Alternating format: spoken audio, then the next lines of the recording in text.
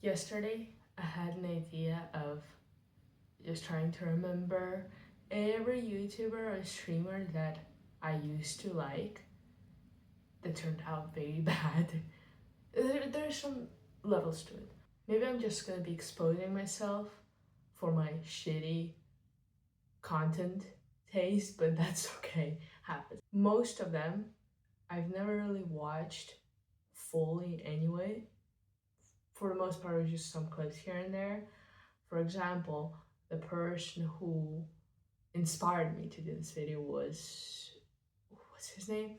Pirate Software. It's a guy with the long hair and deep voice. First time I saw him was on Dr. K, and actually there are two people who I first saw on Dr. K, and maybe because of that I had like a better impression of them than I would have otherwise. I think Pirate Software was also very popular in YouTube Shorts for a while. I've seen some of them, but with his pets, they're very cute. I saw a Dr. K video with him, and then I saw some of the reels, and that was pretty much it until there was this until the second Dr. K video where something happened. I'm not super sure. Maybe it's not a good sign. Maybe I should have looked into it more, but I don't really want to. The whole video, I think, was kind of defensive. At least not the whole video, but some parts of it that for sure were. I mean, the second one is with No Killing Games. I think that's the name of the movement. And I saw a Moist Critical video on it where he was basically supporting the movement and also bringing attention to how Pirate Software treated it, was just pretty much shitting on it for no reason. I think most people have a problem with him not admitting that he's wrong, but I'm happy. I think the movement did get big. I saw Jacksepticeye and making a video on it. I also PewDiePie making a post on it. At least, he didn't have any sexual accusations. So it's not too bad. Now we're gonna talk about the second guy who I first saw on Dr. K's channel. Tone, I think that's his name. He's a streamer, and I saw him. I wasn't there. I'm pretty sure it was, or maybe I saw some clips with him before, and then he was on Dr. K, and he did have my sympathy. I think at that time he was divorcing his wife. Saw some incomplete episodes of his podcast with Emericho and Asmongold? Oh, um, questionable people. No hate for Emericho, but the other two, I have some questions. So his controversy threw me off completely because I've only heard about it. It's a video about Ethan Klein, H3, and his sexes, and the first time I heard of Tecton controversy and with his dad was there, and I was shocked.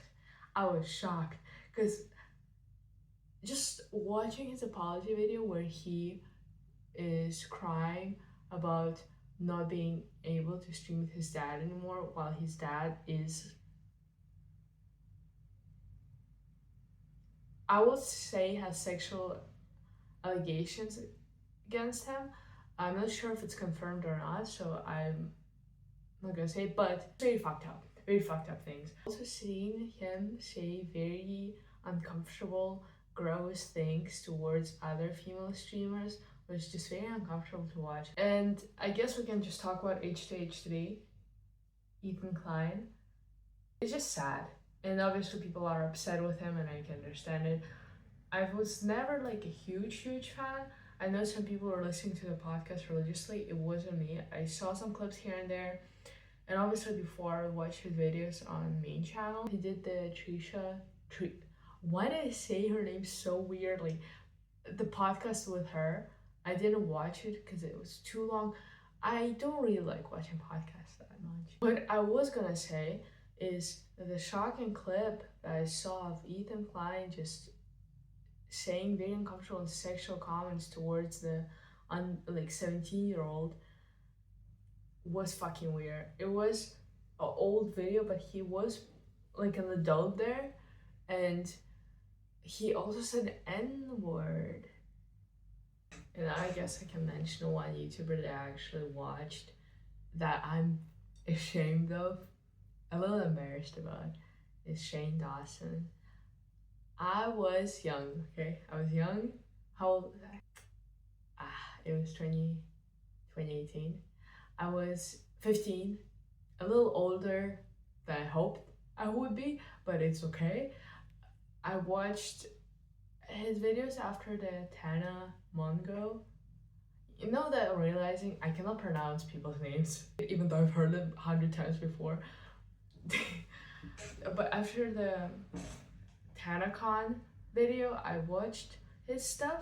I kind of forgot what Shane's controversy was, except for being cringe. Next is another child lover, James Charles. I wasn't really a big fan of his work, but I thought he was okay. I didn't think he was funny. I would never watch his content now, but back then I watched some videos here and there because I had so much time. It's cool I didn't do shit. Heard that he was texting underage, very young fans, and then after some time he was doing it again. Ugh, not good, not good, not good. I wonder with those people, right? Do they actively search for younger fans? Probably not. I don't know.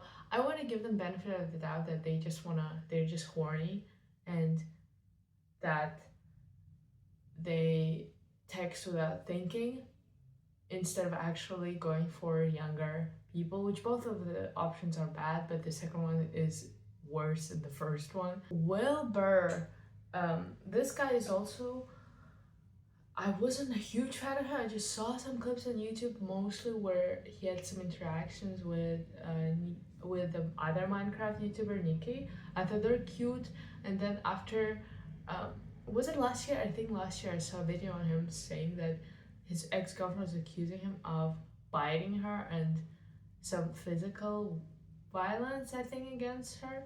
No, but the only thing I remember is biting, so I'll just stick with that. Biting, and now I just think of him being cannibal, like the other actor was, the one who was in Call Me By Your Name and Snow White. So Will Burr is also one of the people here who I was shocked to hear about.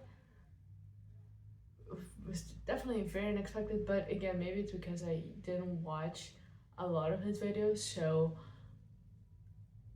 I didn't know the guy. I don't know any of those people, to be fair. Even if I watched their videos every day, I still wouldn't know them. I'm not pro-social, it's okay. And the last person on that list, truly shocking. And I guess I was, out of all the people that I mentioned before, this guy, I would watch him often. Cody Ko. Wow. Wow. What the fuck? You know, it's so upsetting because I did like That's Cringe videos, and I cannot watch them now without being like just sad and frustrated with the whole situation. To me, it's just shocking how he reacted, but not saying anything is wild.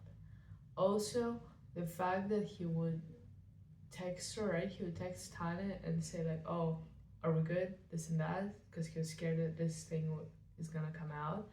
And also that allegedly one of his friends was rapist in college. That's not good. I actually checked his account a few minutes ago, and he is making videos like nothing happened. I think he started making it 5 months ago, so like what, 6-7 months after the whole thing happened. Are you that desperate to sleep with 17-year-old? Isn't it? I don't know. He's not a bad looking guy. You could have found someone else. I don't understand this. I don't understand. Anyway, very upsetting. All those people that I mentioned, I don't like, and I'm not gonna watch their content anymore because I don't want to support them in any type of way. Oh, actually, now that I remember, there's another YouTuber recently that was very disappointed in, which is ContraPoints. I didn't watch a lot of her stuff. I don't know why she made those comments about Israel and Palestine. I mean, you know it's bad when Ethan Klein mentions you in his replies and saying you're right, especially on this issue.